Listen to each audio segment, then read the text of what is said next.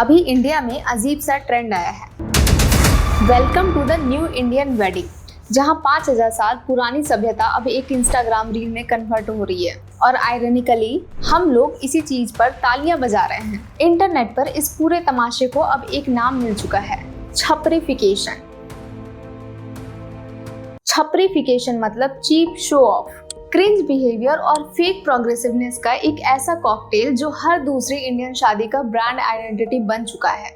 इसका बिजनेस अब इतना बड़ा हो गया है कि इंडियन वेडिंग इंडस्ट्री आज 10 लाख करोड़ रुपए पार कर चुकी है। फूड और ग्रोसरी के बाद इंडिया की सेकेंड लार्जेस्ट रिटेल इंडस्ट्री। लेकिन असली सवाल ये है कि इस पैसे के पहाड़ के नीचे दब क्या रहा है? हमारी परंपरा, हमारी पहचान, हमारे संस्कार। आज इस वीडियो में हम समझेंगे कि कैसे इंडिया की सबसे पवित्र रस्म धीरे धीरे एक पब्लिक तमाशा बन गई। इसके पीछे कौन है? क्या ये सिर्फ सोशल मीडिया का असर है या इसके पीछे एक सोची समझी साजिश भी है? और सबसे इम्पोर्टेंट, अगर ये ट्रेंड नहीं रुका तो हमारी आने वाली जनरेशन के लिए शादी का मतलब क्या बचेगा? देखिए, पहले ये समझना जरूरी है कि ये सब अचानक नहीं हुआ। पिछले 5 साल में इंडियन वेडिंग्स में जो ट्रांसफॉर्मेशन आया है उसका डायरेक्ट कनेक्शन है social media, specifically Instagram reels और यूट्यूब शॉर्ट्स के एक्सप्लोजन से। समझाती हूँ कैसे। पहले शादी का वीडियो सिर्फ घर वालों के लिए बनता था, आज शादी का वीडियो दुनिया के लिए बनता है। और जब ऑडियंस बदल जाती है तो ऑब्वियसली परफॉर्मेंस भी बदलेगा ही। एक एवरेज इंडियन वेडिंग पर आज 12 लाख से 28 लाख रुपए खर्च होते हैं। इसका मतलब है कि हर शादी एक मिनी प्रोडक्शन बन चुकी है, और प्रोडक्शन हो रही है तो वायरल कंटेंट भी चाहिए। बस यही शुरू हुआ छपरीफिकेशन का गेम। कुछ एग्जांपल्स देखिए। एक दूल्हे ने जेसीबी पर चढ़ के एंट्री ली।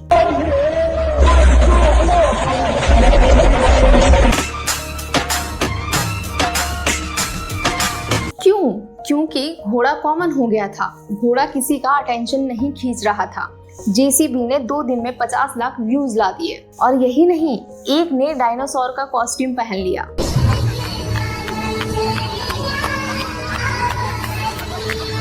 फिर किसी ने एनिमल थीम एंट्री कर दी।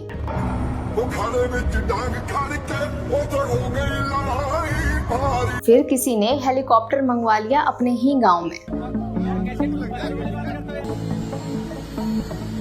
लेकिन एंट्री तक बात होती तो फिर भी ठीक था।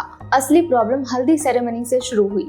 हल्दी, जो एक आयुर्वेदिक और स्पिरिचुअल रिचुअल है जो स्किन को प्यूरिफाई करता है और शादी के लिए दूल्हे दुल्हन को प्रिपेयर करता है, उसे अब लिटरली पूल पार्टी में कन्वर्ट कर दिया गया है। हाँ, बियर। एक दूल्हे की 200 लीटर बियर की हल्दी वायरल हो गई।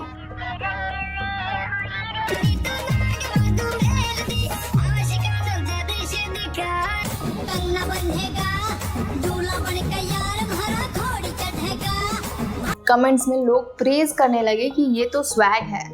लेकिन कोई ये नहीं पूछता कि एक रिलीजियस रिचुअल का ऐसा माहौल क्यों बनाया जा रहा है। और अभी ये सब आपको बकवास लग रहा है तो अभी आपने गन कल्चर के बारे में सुना ही कहाँ है। देखिए, इंडिया में सेलिब्रेटरी फायरिंग टेक्निकली इलीगल है अंडर आर्म्स एक्ट, लेकिन शादियों में ये एक स्टेटस सिंबल बन चुकी है। नेशनल क्राइम रिकॉर्ड्स ब्यूरो के आंकड़े बताते हैं कि हर साल सेलिब्रेटरी फायरिंग से 100 से ज्यादा लोगों की जान जाती है। यूपी, बिहार, हरियाणा, पंजाब में ये ट्रेंड इतना कॉमन हो गया है कि हर दूसरी शादी में कोई ना कोई घटना हो जाती है। 2024 में ही यूपी के अलीगढ़ में एक 8 साल के बच्चे की गोली लगने से मौत हो गई थी शादी में।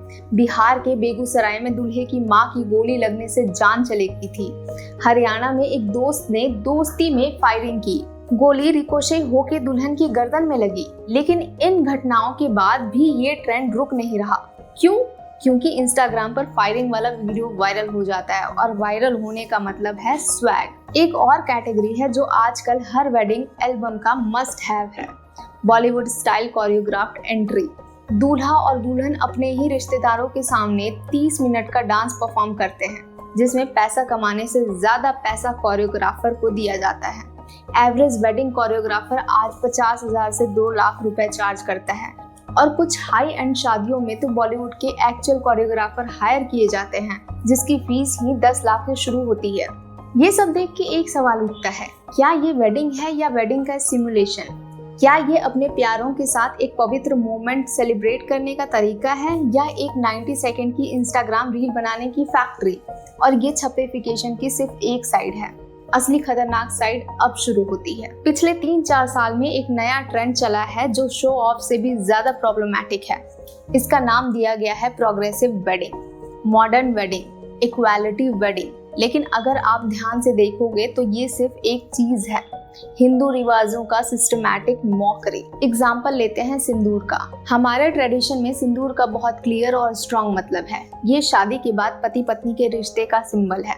ये कोई रैंडम मेकअप या फैशन नहीं है। ये कमिटमेंट, जिम्मेदारी और एक पवित्र बंधन को रिप्रेजेंट करता है और ये सिस्टम सदियों से इसी फॉर्म में चलता आ रहा है। आज कुछ लोग इसको चेंज करने की कोशिश कर रहे हैं। दुल्हन दूल्हे को भी सिंदूर लगा रही है, दोनों एक दूसरे को लगा रहे हैं और कैप्शन लिख देते हैं इक्वालिटी। अब सीधी बात समझो, अगर कोई कपल जेन्युइनली अपनी मर्जी से, समझ के, रिस्पेक्ट के साथ कुछ चेंज करता है तो वो उनका पर्सनल डिसीजन है।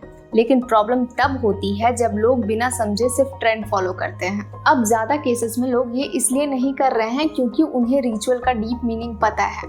वो इसलिए कर रहे हैं क्योंकि ये अलग दिखता है, वायरल होता है और लाइक्स मिलते हैं।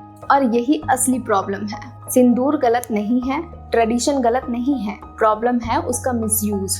जब आप एक पवित्र रिचुअल को सिर्फ 15 सेकंड की रील के लिए यूज करते हो बिना उसका मतलब समझे तो वो रिस्पेक्ट नहीं होता, वो सिर्फ कंटेंट बन जाता है।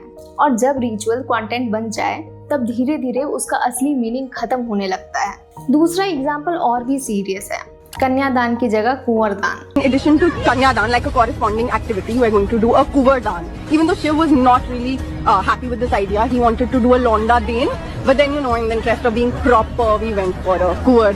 वोकनेस ब्रिगेड का आर्ग्यूमेंट है कि कन्यादान पैट्रियार्कल है क्योंकि इसमें बेटी को दान दिया जाता है जैसे वो प्रॉपर्टी हो। लेकिन ये आर्ग्यूमेंट पूरी तरह से गलत ट्रांसलेशन पर बेस्ड है। संस्कृत में दान का मतलब गिफ्ट देने का एक्ट नहीं है। दान का मतलब है सबसे पवित्र रिस्पॉन्सिबिलिटी एक ऐसे इंसान को ट्रांसफर करना जो उस पवित्रता के काबिल हो। कन्यादान में पिता अपनी बेटी को दान नहीं करता, वो अपनी सबसे अनमोल रिस्पॉन्सिबिलिटी दामाद को सौंपता है इस शर्त पर कि वो उस रिस्पॉन्सिबिलिटी को निभाएगा। इसके बाद दामाद की रिस्पॉन्सिबिलिटी है कि वो अपनी पत्नी की डिग्निटी, सिक्योरिटी और हैप्पीनेस का ख्याल रखे। लेकिन फिल्मों में, स्पेशली OTT शोज ने इस कॉन्सेप्ट को इतना डिस्टॉर्ट कर दिया है कि आज एडुकेटेड हिंदू लड़कियां अपने ही पेरेंट्स से ये रिचुअल करने को मना कर देती हैं। और जब हिंदू रिचुअल्स में मॉडिफिकेशन करना हो तो मंत्राज हटा बॉलीवुड सॉन्ग्स लगा दिए जाते हैं। पंडित जी के श्लोक्स की जगह बॉलीवुड की गाना गा रहे हैं। तीसरा एग्जाम्पल सबसे खतरनाक है, पंडित जी के साथ बदतमीजी। आज कुछ शादियों में दूल्हा दुल्हन जानबूझ के पंडित जी को इग्नोर करते हैं।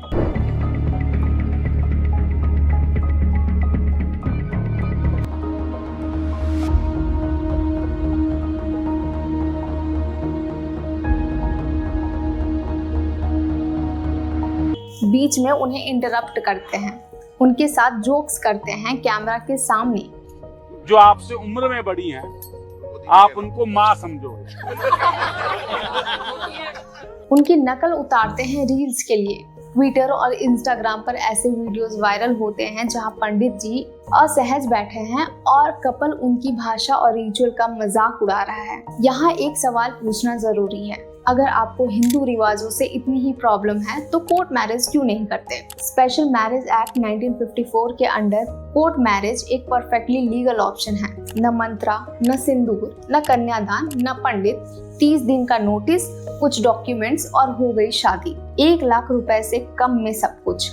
लेकिन कोर्ट मैरिज का एक बड़ा प्रॉब्लम है, उसमें इंस्टाग्राम कंटेंट नहीं बनता, रील्स के लिए मटेरियल नहीं मिलता, प्री वेडिंग शूट के लिए एग्जॉटिक बैकड्रॉप नहीं मिलता, तो लोग एक बीच का रास्ता निकाल लेते हैं। हिंदू रिचुअल्स का आउटर शेल रखो ताकि शादी ग्रैंड लगे, लेकिन कंटेंट के चक्कर में उन्हें डिस्टॉर्ट करते रहो ताकि कूल दिखो।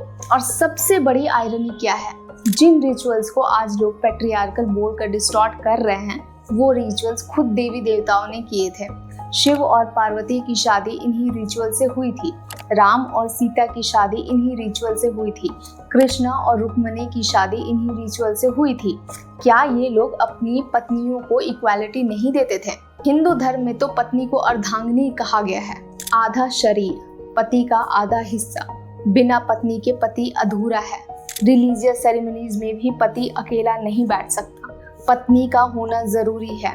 इससे बड़ा इक्वालिटी का सिंबल क्या हो सकता है। लेकिन ये सब समझाना मुश्किल है जब लोगों का पूरा कल्चर नेटफ्लिक्स पर बना होता है और उनका नॉलेज ट्विटर थ्रेड से आता है, और इसी अधूरे नॉलेज की कीमत हमारी आने वाली जनरेशन चुका रही है। अब ये सब समझना जरूरी है कि ये सब अचानक क्यों हो रहा है। इसके 3 मेन रीजंस हैं। पहला रीजन है सोशल मीडिया का एल्गोरिदम। इंस्टाग्राम, यूट्यूब और एक्स जैसे प्लेटफॉर्म पर जो कंटेंट वायरल होता है वो यूनिक चाहिए, और यूनिक होने के लिए लोग एक्सट्रीम तक जा रहे हैं। एक नॉर्मल हिंदू शादी वायरल नहीं होती, लेकिन जेसीबी पे एंट्री लेता दूल्हा वायरल हो जाता है। सिंदूर लगा रही दुल्हन को 10 लाख लाइक्स मिलते हैं। एल्गोरिदम रिवॉर्ड कर रहा है क्रिंज को, और इंडियंस जो ऑलरेडी वैलिडेशंस के लिए डेस्परेट हैं वो इसी क्रिंज को रेप्लिकेट कर रहे हैं।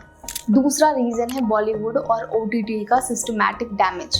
पिछले 10 साल में कितनी ही फिल्में और वेब सीरीज आई हैं जिनमें हिंदू रिचुअल को डेलिबरेटली मॉक किया गया। करवा चौथ को रेग्रेसिव बोला गया, सिंदूर को स्लेवरी का सिंबल बोला गया, कन्यादान को प्रॉपर्टी ट्रांसफर बोला गया, पति पत्नी के रिश्ते की हिंदू डेफिनेशन को बैकवर्ड बोला गया। जब आपकी नेक्स्ट जनरेशन 15 साल तक ये नैरेटिव कंज्यूम करती है तो वो अपने ही कल्चर से डिस्टेंस बना लेती है। तीसरा रीजन है हमारा अपना लेजीनेस। हम लोग अपने ही शास्त्रों को पढ़ते नहीं हैं। हमें नहीं पता कि कन्यादान का असली मतलब क्या है। हमें नहीं पता कि 7 फेरों में क्या क्या प्रॉमिस लिए जाते हैं। हमें नहीं पता कि सिंदूर का साइंटिफिक बेसिस क्या है। और जब आपका अपना नॉलेज जीरो है तो कोई भी इन्फ्लुएंसर आके आपको बता सकता है कि ये सब पैट्रियार्कल है और आप मान लोगे। इसका सॉल्यूशन क्या है? सॉल्यूशन सिंपल है लेकिन रिक्वायर करता है एफर्ट। पहला, पेरेंट्स को अपने बच्चों को हिंदू रिचुअल्स के असली मतलब समझाना होगा बचपन से, क्योंकि अगर 22 साल की एज में बेटी पहली बार कन्यादान के बारे में सुने और उसकी खबर ट्विटर से आए तो ऑब्वियसली वो कंफ्यूज होगी। दूसरा, हमें सोशल मीडिया पर छपरिफिकेशन को रिवॉर्ड देना बंद करना होगा। जब आप किसी क्रिंज वेडिंग वीडियो को शेयर करते हो, कमेंट करते हो या हंसी में फॉरवर्ड करते हो, आप उस साइकिल का पार्ट बन जाते हो। तीसरा, जो लोग seriously Hindu marriage rituals follow करते हैं उनको प्राउडली शो करना चाहिए। सिर्फ क्रिंज कंटेंट वायरल नहीं होनी चाहिए, पवित्र वेडिंग्स भी सेलिब्रेट होनी चाहिए। आज Indian wedding industry 10 lakh crore की है और 2030 तक ये 24 लाख करोड़ तक पहुंचने वाली है। इसका मतलब है कि ये छपरिफिकेशन का बिजनेस सिर्फ बढ़ने वाला है। वेंडर्स, कोरियोग्राफर्स, डेकोरेटर्स, फोटोग्राफर्स सब इस क्रिंज इकोनॉमी का पार्ट बन गए हैं। लेकिन सवाल ये नहीं है कि शादी इंडस्ट्री कितनी ग्रो करेगी। सवाल ये है कि आगे आने वाली जनरेशन के लिए शादी का मतलब क्या रहेगा। क्या उनके लिए शादी एक पवित्र संस्कार रहेगा या एक 3 डे इंस्टाग्राम इवेंट बन जाएगा? क्या उन्हें पता भी होगा कि 7 फेरे क्या होते हैं, या उनके लिए 7 फेरे मतलब 7 डिफरेंट कैमरा एंगल्स? एंटरटेनमेंट गलत नहीं है, सेलिब्रेशन गलत नहीं है, लेकिन सेलिब्रेशन के चक्कर में आप अपनी 5000 साल पुरानी परंपरा का असली एसेंस ही खो दो तो ये सेलिब्रेशन नहीं रहेगा, ये मातम बन जाएगा। एक ऐसा सभ्यता का मातम जो अपनी ही पहचान भूल गई। आप क्या सोचते हो इस पूरे मुद्दे के बारे में? कमेंट में ज़रूर बताएं। अगर ये वीडियो आपको वैल्यूएबल लगी तो लाइक और शेयर ज़रूर करें, क्योंकि ये कॉन्वर्सेशन हम सबके घर तक पहुंचनी चाहिए। मिलते हैं अगली वीडियो में, तब तक के लिए जय हिंद।